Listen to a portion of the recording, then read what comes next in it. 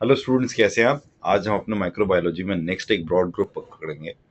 इसमें हम वो ऐसी स्पीशीज देखेंगे प्रोटोजोआ और पैरासाइट्स की जो कि ह्यूमन में सबसे ज़्यादा प्रॉब्लम्स कॉज करती है। तो हमारे टॉपिक का नाम है medical parasitology and it is the study of protozoan and helminthic parasites important in human disease.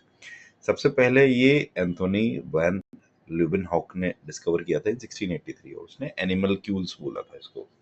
ठीक है, क्योंकि उस टाइम पे 1683 में इतनी ज़्यादा रिसर्च नहीं थी। तो उसके बाद प्रोटोजोआ एक टर्म आया जो दिया मिस्टर गोल्डफस्ट ने इन 1870 और parasites and Nova first isolated in 1782। ये जो फैक्चुअल डेटाज होते हैं ये कई बार एमसीक्यूज में पूछे जाते हैं एंड ये बड़े स्कोरिंग होते हैं क्योंकि इनको याद करना बहुत ईजी होता है, तो इसलिए मैं इनको करा रहा हूँ। की डेफिनेशन इन टर्म्स क्या है? पैरासाइटिज्म होता क्या है?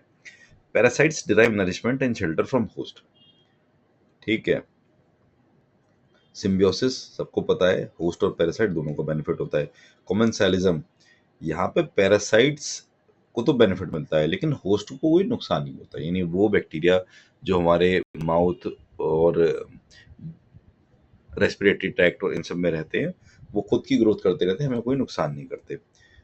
होस्ट वो चीज़ होता है जो पैरासाइट को जगह देता है। तो इसमें डेफिनेटिव होस्ट कौन होता है? डेफिनेटिव होस्ट वो होता है, होस्ट दो तरह के होते हैं, एक डेफिनेटिव होस्ट होता है, एक इंटरमीडिएट होस्ट होता है। डेफिनेट वो होता है सबसे पहले इंटरमीडिएट से मिलते हैं। इंटरमीडिएट होस्ट वो होता है जहाँ पे केवल लार्वल और एसेक्सुअल स्टेज पैरासाइट की गुजरती है। ठीक है ना। डेफिनेटिव स्टेट वो होता है जहाँ पे पैरासाइट अपनी मेच्योरिटी यानी अडल्ट और सेक्सुअल स्टेज तक पहुंचता है। थर्ड एक कैटेगरी होती है पैराटेनिक, यानी जिसको हम ट्रांसपोर्ट होस्ट करते हैं। इसका काम कोई डेवलपमेंट नहीं होता वहाँ पे, केवल ट्रांसमिशन होता है। जैसे कि फ्लाइज फ्लाइज क्या करती हैं? पैरासाइट उठाया और ट्रांसपोर्ट कर दिया। फिर रिजर्वॉयर होस्ट, यहाँ पे क्या होता है? Animals and humans maintain parasite in the absence of usual host, यानी उनका जो नॉर्मल होस्ट नहीं मिला तो वो एनिमल्स को कैप्चर कर लेते हैं, एनिमल्स की बॉडी में चले जाते हैं और वहाँ वो ग्रो करते हैं। फिर होती है direct life cycle. Direct life cycle में केवल एक ही होस्ट होता है, जैसे कि Entamoeba histolytica. Indirect life cycle में दो या तीन होस्ट हो जाते हैं, जैसे प्लाज्मोडियम हो गया, फिलेरिया हो गया, इनके दो तीन होस्ट होते हैं। ठीक है, क्लासिफिकेशन ऑफ पैरासाइट्स क्या है? पैरासाइट्स को दो फाइलम में हम डिवाइड कर लेते हैं, एक प्रोटोजोआ और मेटाजोआ। ठीक है, मतलब बेसिक टॉपिक है पढ़े हुए। यूनिसेलुलर प्रोटोजोआ क्या होते हैं? यूनिसेलुलर यूकैरियोट्स होते हैं, उनका साइज 1 to 150 माइक्रोमीटर होता है। जैसे हमारा एंटीअमीबा आ गया, गेराडी आ गया, प्लाज्मोडियम, लिशमैनिया, ट्रिप्सोनुमा। ठीक है, प्रोटोजोआ को जो हम क्लासिफाई करेंगे वो क्लासिफाई करेंगे साइट ऑफ इन्फेक्शन पे, यानी ब्लड और टिश्यू में कौन एक्ट कर रहेगा? हमारा लिशमेनिया और ट्रिप्सोमा। इंटेस्टाइनल फ्लैजिलेट्स कौन है? Giardia, Trichomonas hominis.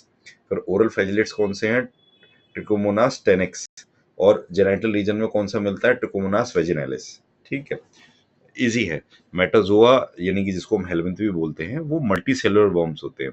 उनके कॉमन फीचर्स क्या होते हैं? इसमें कोई लोकोमोटरी ऑर्गन्स नहीं होते, इनका क्यूटिकल बहुत टफ होता है सर्वाइवल के लिए, प्रिमिटिव नर्वस सिस्टम होता है, स्ट्रॉन्ग रिप्रोडक्शन होता है और एग्स बहुत ज़्यादा देते हैं, हालांकि ह्यूमंस के अंदर मल्टीप्लिकेशन नहीं करते। तो हेलमिन्थ्स को हमने दो में डिवाइड कर देंगे हम, फ्लैट वॉर्म्स में और राउंड वॉर्म्स में, मल्टी सेलुलर वॉर्म्स को। ठीक है, और इनका अगर टेक्निकली आप लिखेंगे तो हेलमिन्थ में पहला एक हो गया प्लेटी हेलमिंथ और सेकंड हो गया निमैथे हेलमिंथ। अब हेलमिंथ को हम डिटेल में समझ लेते हैं। प्लेटी हेलमिंथ यानी प्लेटफॉर्म्स, इसमें आपको मिलेंगे टेपवॉर्म्स, फ्लूक्स। ठीक है, टेपवॉर्म्स का टाइप हो गया सेस्टोड्स और फ्लूक्स का टाइप नेम हो गया ट्रेमेटोडोट्स।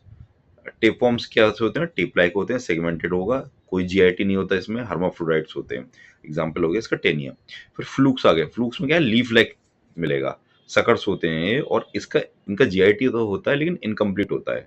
और हर्माफ्रोडाइट होते हैं ये एक्सेप्ट सिस्टोसोमा, जैसे कि फेसियोला। फिर आगे हमारी सेकंड कैटेगरी निमैथे हेलमिन्थ्स यानी राउंड वॉर्म्स। इसमें जैसे कि राउंड वॉर्म्स होते हैं, सिलेंड्रिकल बॉडी होती है, बॉडी में कैविटी भी प्रेजेंट होता है और जीआईटी इनका कंप्लीट होता है। इनके सेक्सेस सेपरेट होते हैं, जैसे कि एस्केरिस, यानी जो निमैथेन हेलमिन्थ्स हैं ये दे आर कंप्लीट, और हमारी ऊपर वाली जो कैटेगरी थी प्लेटफॉर्म्स की, दे आर इनकम्प्लीट। तो क्विक समरी टेबल देख लेते हैं क्योंकि काफी सारा डेटा हो गया। प्रोटोजोआ के एग्जाम्पल क्या है? एंटीअमीबा, गिराडिया, प्लाज्मोडियम, लिशमैनिया। और इनके की फीचर्स क्या है? यूनिसेल्युलर है, इनडायरेक्ट इनडायरेक्ट इनकी लाइफ साइकिल्स होती है। फिर आगे हमारे सेस्टोड्स, सेस्टोड यानी कि टेनिया या टेपवॉर्म। टेपवॉर्म हमने देखा था, फ्लैट होते हैं, सेगमेंटेड, कोई जीआईटी नहीं, हर्माफ्रोडाइट होते हैं। थर्ड कैटेगरी आ गई हमारी ट्रेमाटोड्स। ये इसका एग्जाम्पल होगा फैसियोला यानी फ्लूक टाइप जो होते हैं, इसमें फ्लैट लीफ लाइफ होता है और इनकम्प्लीट जीआईटी होता है। निमाटोड्स हो गए हमारे एस्केरिस और फ्लेरिया इसमें आ गया, और की फीचर्स हो गए इसके सिलेंड्रिकल, कंप्लीट जीआईटी और सेक्सेस सेपरेट। अच्छा, एग्जाम कुकीज क्या है इसके? पैरासिटिज्म का मतलब क्या होता है? बेसिक पैरासाइट बेनिफिट करेगा, होस्ट का हार्म होगा। डेफिनेटिव होस्ट में सेक्सुअल स्टेज चलेगी, इंटरमीडिएट होस्ट में एसेक्सुअल स्टेज चलेगी। डायरेक्ट लाइफ साइकिल में एक ही होस्ट होगा जिसका एग्जाम्पल होगा एंटीअमीबा, और इनडायरेक्ट में ग्रेटर देन वन होस्ट होगा यानी प्लाज्मोडियम। प्रोटोजोआ यूनिसेलुलर होते हैं, हेलमिंथ मल्टीसेलुलर होते हैं। और हेलमिंथ में सेस्टोड्स जो होते हैं वो सेगमेंटेड होती है, इनकी जीआईटी नहीं होती। ट्रेमाटोड्स लीफ लाइक होते हैं और इनकम्प्लीट होती है। और हेलमिंथ की जो सेकंड कैटेगरी थी नीमाटोड्स मल्टी सेलुलर, ये सिलेंड्रिकल होते हैं, कंप्लीट जीआईटी होती है, उनमें सेक्सेस सेपरेट होते हैं। देखिए ये सारे ना बहुत सारे ट्रिकी और वैसे टॉपिक्स होते हैं, फैक्चुअल बहुत ज़्यादा डेटा है, और आप और सब्जेक्ट पढ़ रहे हो तो और इकट्ठा हो जाए।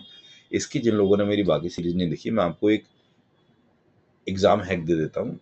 मैं हर चैप्टर के लास्ट में समरी टेबल और एग्जाम कुकीज देखता हूँ। यानी वो चीजें हैं जो बहुत ज्यादा बार पूछी गई हैं और आगे भी बहुत ज्यादा बार पूछी जाएंगी। देखिए ये तो अब पॉसिबल नहीं है कि मैं एक 20 मिनट का लॉन्ग क्वेश्चन आपको 10 मिनट की वीडियो में तैयार करा दूं। वो आपको हेडिंग वाइज डाल के खुद तैयार करना होगा। लेकिन एक चैप्टर को कॉम्प्रिहेंसिवली इतना कि आपको अगर ये भी आप दो चीजें कर गए हो मेरी वीडियोस की, समरी टेबल और एग्जाम कुकीज, और आपने वैसे तैयार नहीं किया, तो भी आपको एग्जाम में रिकॉल हो जाएगा। आप ट्राई करके देख लीजिएगा। वीडियो लेक्चर्स की ये खासियत होती है कि अगर आपने एक दो बार उनको ढंग से देख लिया तो फिल्म की तरह आपके दिमाग में इम्प्रिंट हो जाएंगे, आपको बहुत ज्यादा रटना नहीं पड़ेगा। तो इसी के साथ मिलते हैं नेक्स्ट चैप्टर में।